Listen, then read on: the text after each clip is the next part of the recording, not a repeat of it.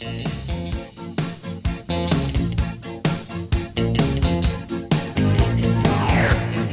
to 2045 and our Friday Talks. Today we have a special guest, Ken Homer. So we're looking to co-discover a vision for the future for 2045. In a minute, I'll go over what our vision is, but first I'd like to start with a little bit about Ken Homer. Ken, why don't you introduce yourself? Oh, you didn't tell? That wasn't on the question list. Hello, my name is Ken Homer. I live in Santa Fe, California. I'm an organizational development practitioner, and I often describe myself as a smartass with a search engine. I'm interested in a lot of things. I spent a decade of my life as one of the core developers of the World Cafe process, so I've been very interested in conversation. Also trained as an integral coach, and I started to ask myself, why is it that so many projects fail to come in on time and on budget? Why do so many people feel disengaged at work? And why do so many mergers and acquisitions fail? And I don't think it's because people are poorly resourced or have bad intentions. I think it's because they're missing certain conversational competencies. So I started to ask myself, is there a minimum set of conversations that can allow a group or an organization or team to take a project from conception through to completion? And if so, what are they? And I've discovered there's actually 4 conversations that need to happen in fairly good order to make that happen. And I've been teaching that to people now for over 10 years. The conversations are not hard to engage, although sometimes they do deal with difficult subject matter.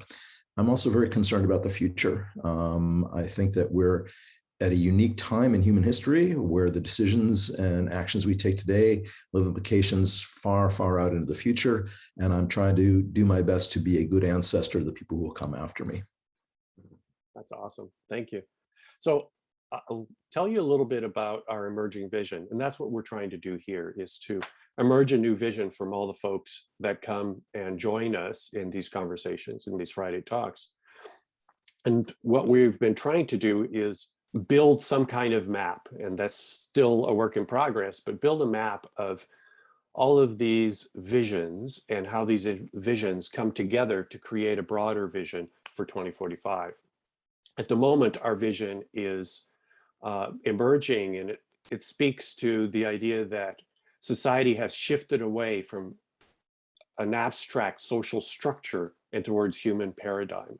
That's what we see for 2045, that we have a way of living, working, and organizing that is built on relationships rather than procedures.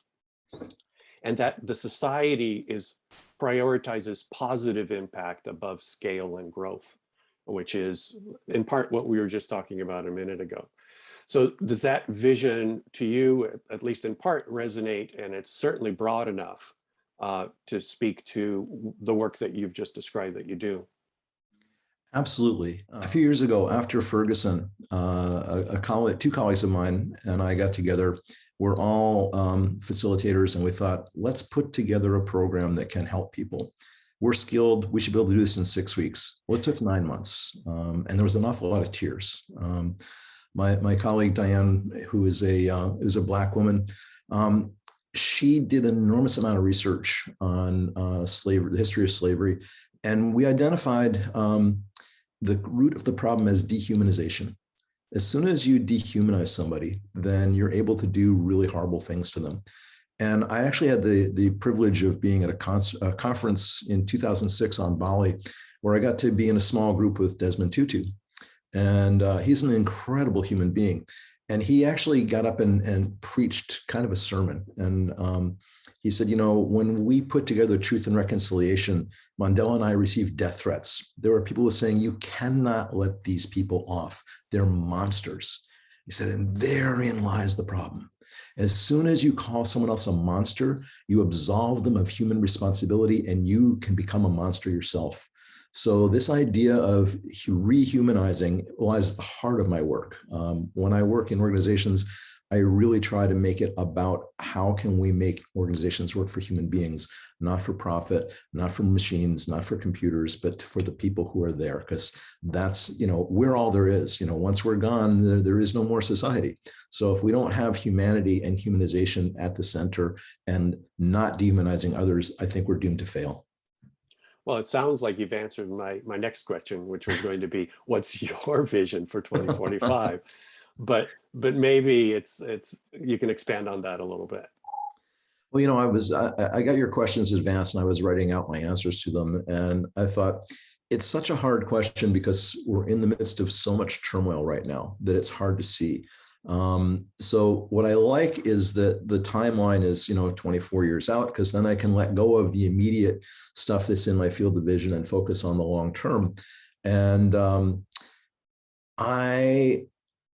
I'll share something that happened to me many years ago. Right after my 50th birthday, I went into an incredible depression. I'd never dealt with depression at this level before. And I just felt like, I don't know who I am, what I'm doing. And I was depressed for a full year. People were worried about, I lost 45 pounds. I wasn't eating. People thought I had, some illness, wasting disease. And my wife was concerned. I wasn't actively suicidal, but I often went to bed wishing that I wouldn't wake up the next day. Just please let it be over. And the day after my 51st birthday, I opened my eyes and this little voice in my head said, what if I'm actually enough? And I was like, what? Say that again. And of course it was gone. And that initiated a shift of, I had been so caught up in looking at the disasters going on in the world that I felt overwhelmed and incapable of coping with them. And it made me horrifically depressed. And I'm one person. What can I do in a world where there's so much going on? And this little something inside said, what if I'm enough? Clued me into, I have to believe I'm enough. I have to believe that whatever I do will make a difference if I'm working on it. If I let things go and just say, I'm just going to, drink wine and live the good life, then that's something different. But I'm actively trying to leave the world a bit better for having passed through it. And I think that's something that collectively we also need to recognize. The question of what if we're enough? What if we actually have the ability to handle the challenges in front of us? If we don't have that, then those challenges become insoluble and overwhelming and truly existentially frightening. They're already all of those things, but if we believe we're enough, then we have within us the ability to get together and work on them with the hope and the faith that it will turn out, no matter how it turns out, it will turn out all right. Václav Havel said, it's hope or faith is not believing in something right, but believing that it will turn out okay, no matter what happens. So that's my orientation around this. Do you, that orientation kind of points to the idea that it's all of us individually that have to come to that realization in order to be able to get to the point where we can come together. And the work you do is about coming together. It is. So what does that work specifically, how does it relate to a vision for 2045, the work that you're doing? What part of the vision changes by your work? Well, when I was younger, I was filled with a lot of fire and anger. I began my ecological awareness in 1987 when I read Buckminster Fuller's Critical Path. And I was just like, oh my God, there's so much destruction happening on the planet. People have to wake up. And I would preach. And my wife said, Ken, when you see their eyes roll up in their head and they're foaming at the mouth, stop talking. It took me a while to actually get past that. You have to, and as a somatic coach, one of the things I recognize is whenever I find myself in a certain posture with the words of "we must," I take a breath and go, "Okay, I'm preaching. No one's going to listen to me preach."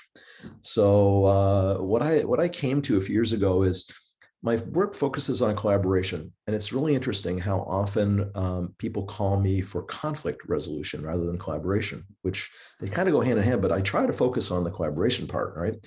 And I think what we really need to do is recognize, or what I came to recognize is that if I can help someone learn to collaborate with that person across the aisle that they don't necessarily like, but they respect because they see they have competence and they're working towards something, important.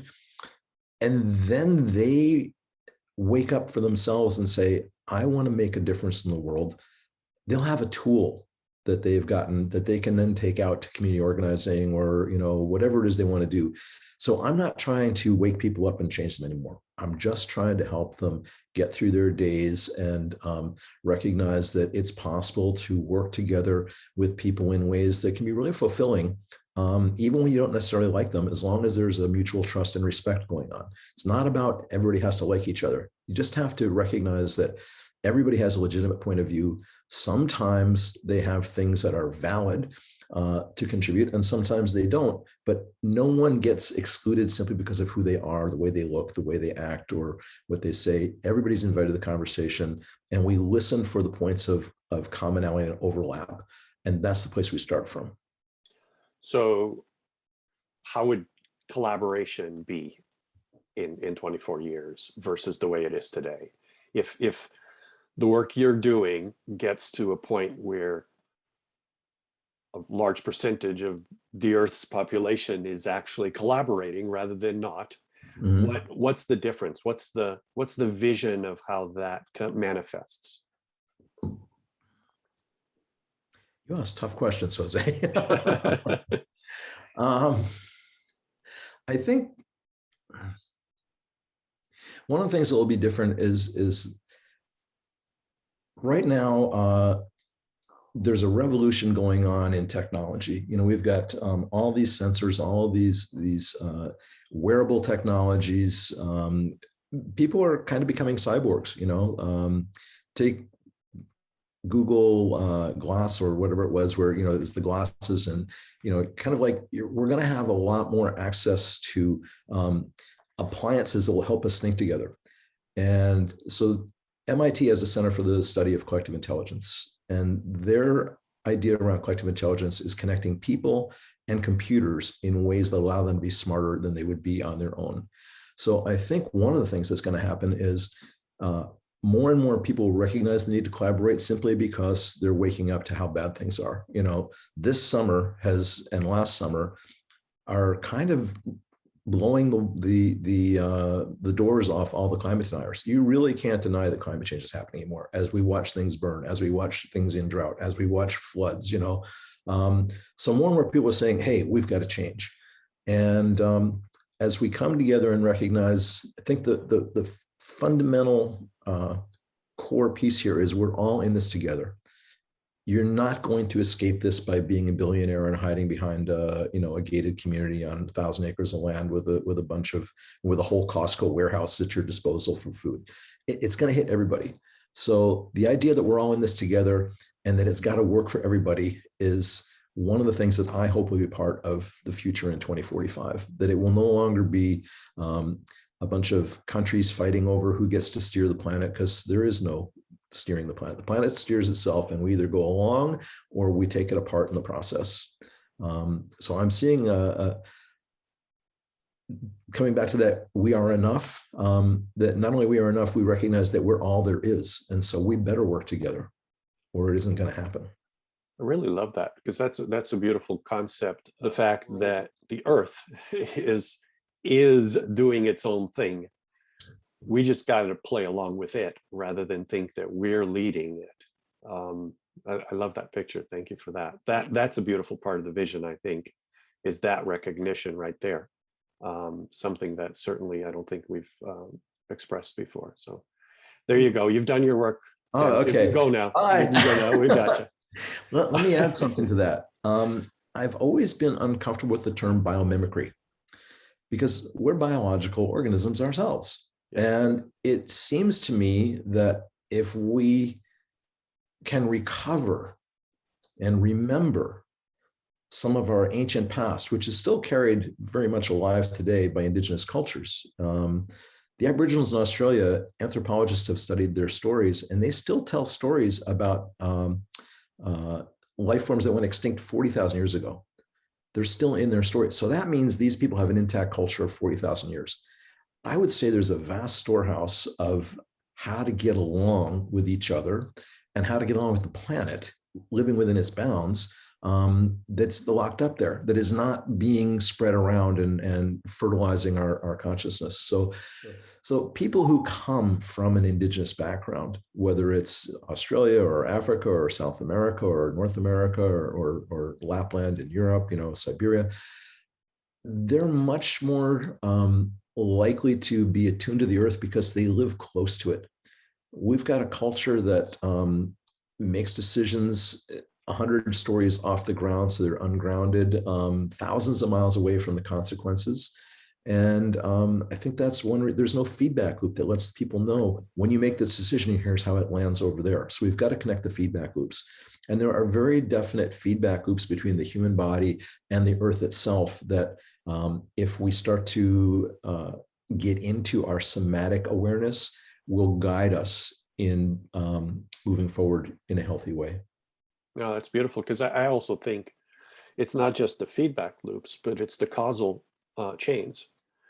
Because as human beings, we lose track of what our behavior causes and the effects of those causes.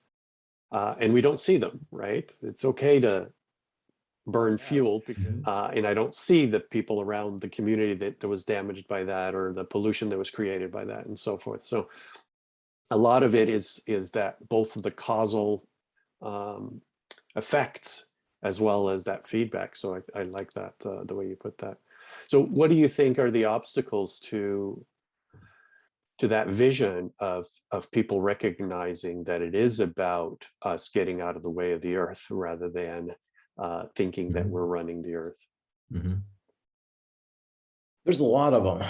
I would say one of the most pressing is that we're now in what's known as VUCA territory, volatile, uncertain, complex, and ambiguous. And most people, and especially a lot of leaders, are not prepared for that. They're still using 18th, 19th, 20th century leadership styles. And so they're looking for certainty, I alone can fix it. I have the answer. And so the rise of authoritarianism is extremely concerning right now.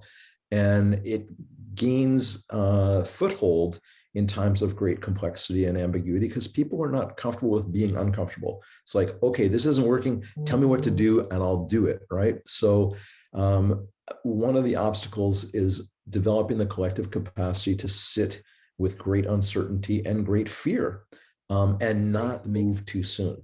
We can't afford to be paralyzed by analysis, neither can we afford to leap too quickly. So we've got to float in that space between trapezes where you let go of one and you're falling and you're waiting for the next handle to come along, or hoping there's a net underneath you, or that you're suddenly going to sprout wings, right? And that's not something that's very well developed at a large scale.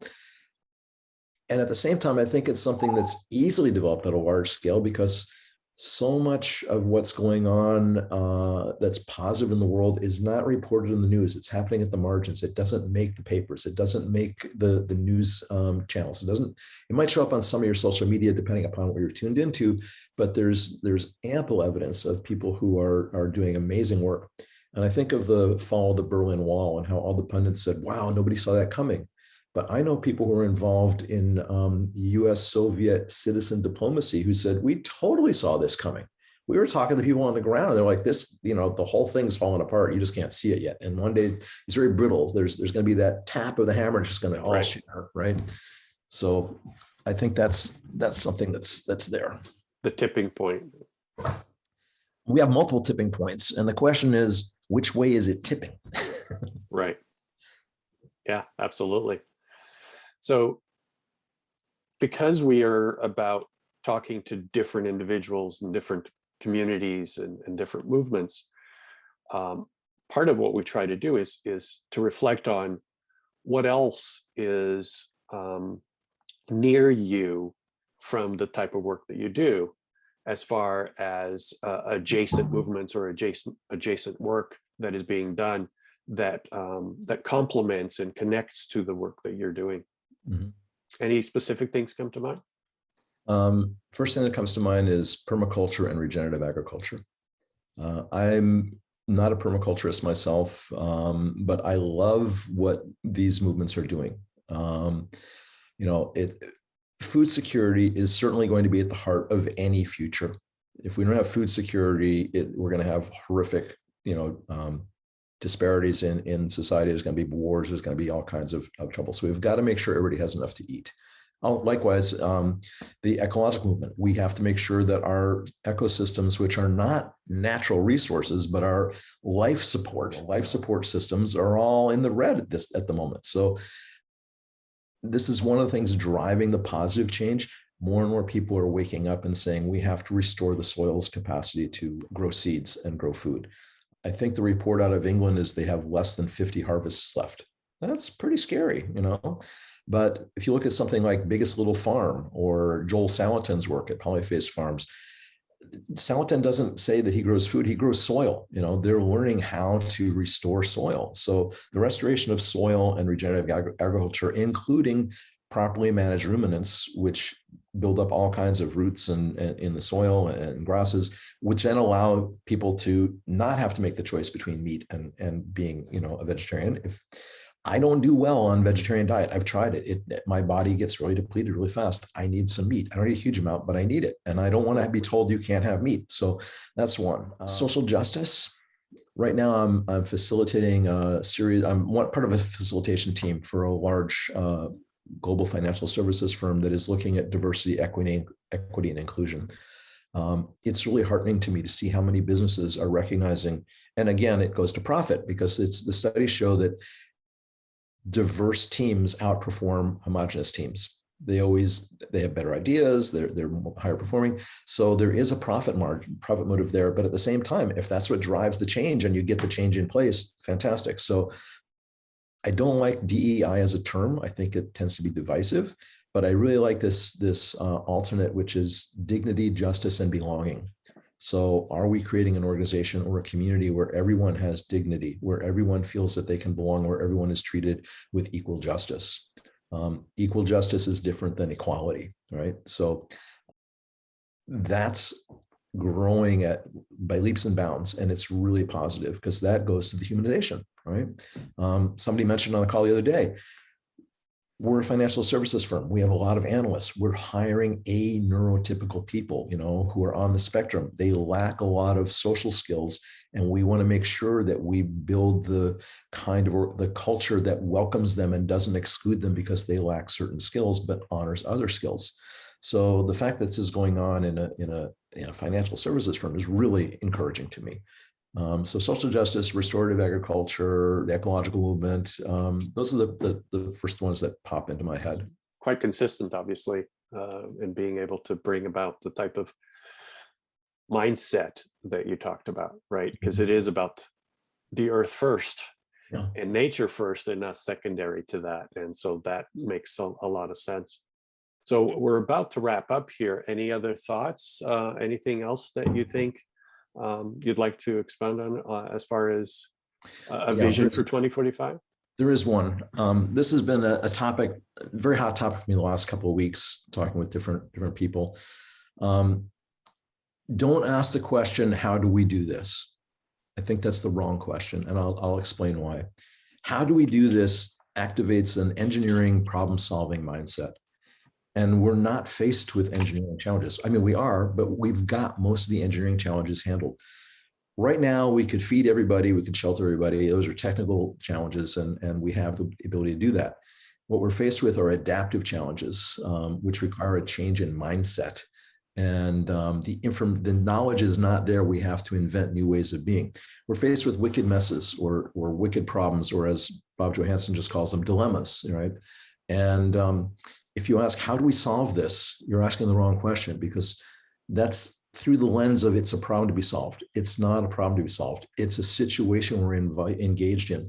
So what I invite people to do is bring as many voices from the system, all the stakeholders you can get into the room, and say, what's important, identify what's important, and what's important now, what's important going forward. So if looking at Society 2045, what type of society are we envisioning? Listen to all that, map it out, get it captured, right? And then say, what kinds of systems would ensure that all of those concerns, all those needs, all those desires are met. And then once you've engaged imagination and looked at the systemic viewpoint of it, then ask the question, how do we transform existing systems and what new systems need to be put in place in order to support that vision? So Einstein said, imagination is more important than knowledge. So we want to first engage our imagination and dream really big. When I work with people, when I first interview them, I say, you can ask for the moon, right? And we're going to steer by the stars. When we actually get in the room, we have to go with the wind and the currents and the tides. So, if you don't dream big enough, you don't have a big enough vision, you're not going to have enough lift to achieve where you need to go. So aim really high and don't worry that it's unreasonable. Imagination should be unreasonable. And then we'll work on the engineering part of that after we've done the imagination part. So ask, what would it look like if it was working, instead of how do we get there or how do we make it work? So I'm going to leave it there because I've had enough of my questions. And it looks like Kim's got a question for you right away. I want to go back to in the beginning when you were introducing yourself. You said you had 4 conversational competencies, and I don't think I heard you say what those were. Oh, okay. And so I wrote down 1, 2, 3, 4 in my notes. So I want to fill those in. So they're all verbs. So the first one is sharing understanding. So we come together. Let's say the 5 of us on this call want to talk about Vision 2045, right? So why are we here? What's important? What are we looking to create? What's the outcome we want? And the humanizing side of this is to then say, and Kim, what do you bring to this? And what do you want to put into it? And what do you get out of it? What are your skills? What are your talents? What are your gifts? And what's your passion? What really would make this juicy for you, right? So that conversation. And as we go around and listen, we'll hear people say things that we go, oh, I really resonate with that. And we'll hear them say things like, not so much, doesn't really grab me. But if we make note of all the things that we resonate with, and collectively we say, so out of here, we have 7 points that we all agree on that are really important. That's the common ground from which to begin your exploration of how to make things happen. And so the second conversation is exploring possibilities. I use improv a lot. There's a wonderful improv game called Planning a 5-Year-Old's Birthday Party. And we start with yes, but. So if I say we're going to plan a 5-year-old's birthday party, and I say, okay, we're going to have it at the zoo. The first yes, but is yes, but the zoos can be dangerous, right? And after 2 or 3 rounds, no one wants to plan the party anymore because it's a real drag. So if instead,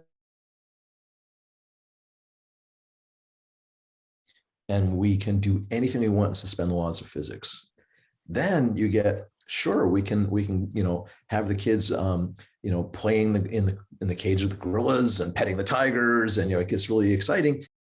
We invite people into a conversation about how could we go about producing the end result in a way that would be really fun and exciting and fulfilling for people, that would let everybody feel they were full participants.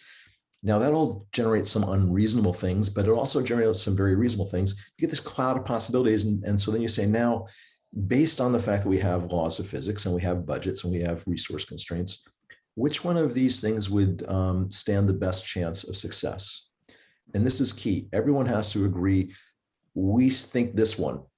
And even though it's not my favorite one, I will support it. Because if yours doesn't get picked and you're like, well, I'm not going to work on it because it's not mine, you're going to drag the whole team down. So everybody has to say, all right, I agree. I will put my best effort into this.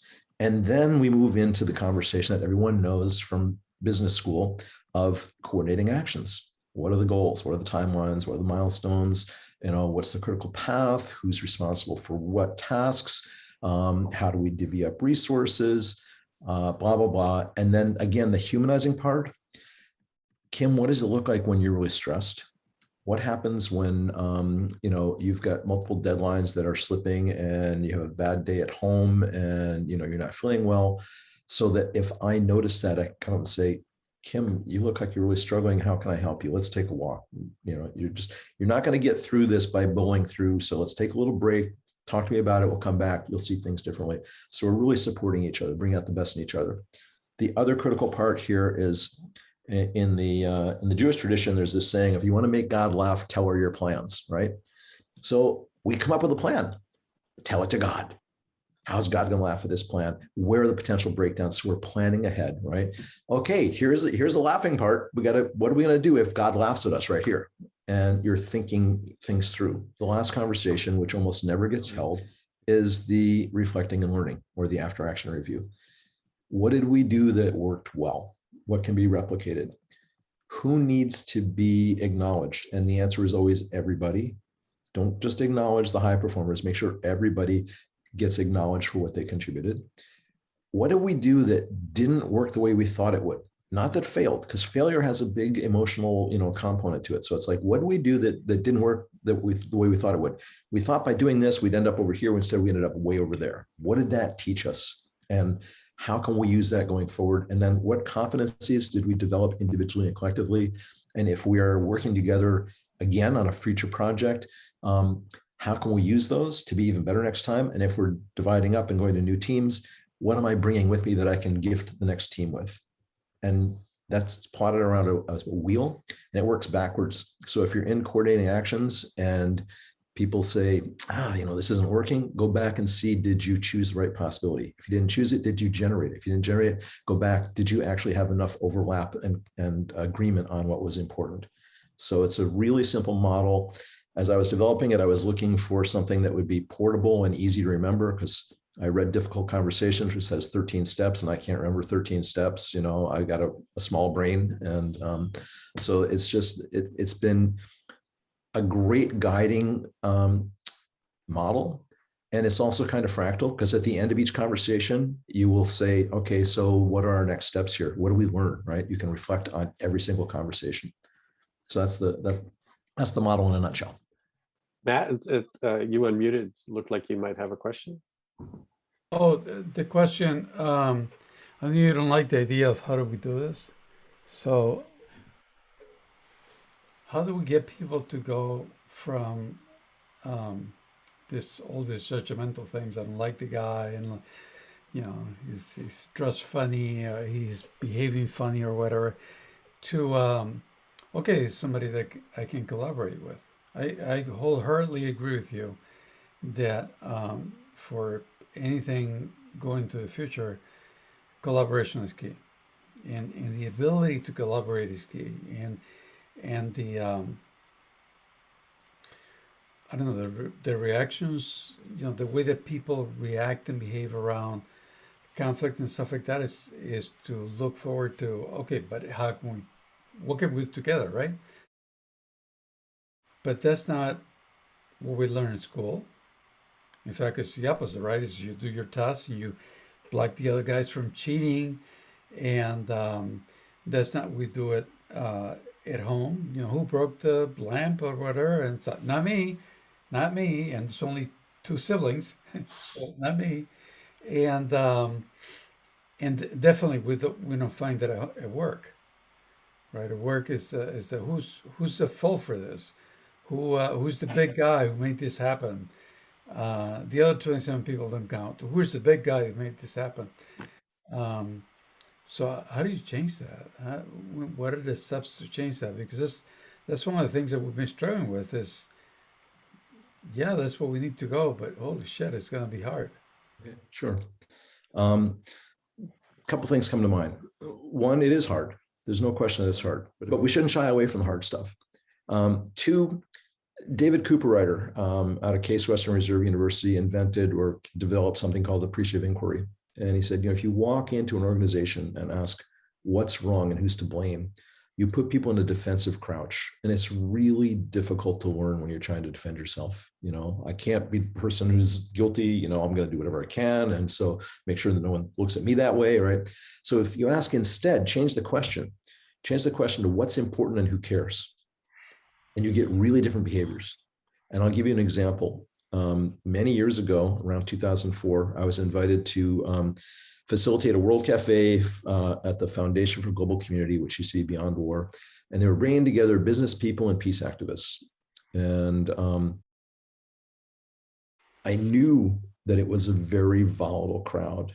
In fact, when I introduced my graphic recorder and said, this is Jennifer, she's going to capture today's output, I was immediately told, capture is war language, you can't use that. So I just said, well, what would you suggest instead? Being non-defensive. And so what I had people do is I asked them, they're all tables of 4, and I said, I'm going to ask you to tell a story. Please tell the story of the first time that you realized that peace was important to you. And nearly everyone went back to a time when they were a teenager, because that's when we tend to be very idealistic in life. And they all had deeply moving stories about how peace became something that was a driver in their life. And after 2 rounds of that, there were no longer peace activists and business people in the room. There were people concerned with peace who had different perspectives on how to get there. And so there was instantly a bonding, because no one can make you wrong for how you came to believe that peace was important. That's a personal story. It's not an opinion, right? And there was a bonding, and there was respect, and there was instant trust. So there are ways to move people out of stuck places, but it requires some skillful facilitation. And I really believe that if you give people good tools and good facilitation and ask them appreciative questions, they will never let you down. They'll surprise the hell out of you every time. And you'll find yourself in wonder of, it's amazing what people can do when they really think about what's important. I think we've got to wrap it up here. Okay. Thank you so much, Ken. Well, thank you. It was wonderful hearing you and learning as much as we did from what you had to say today.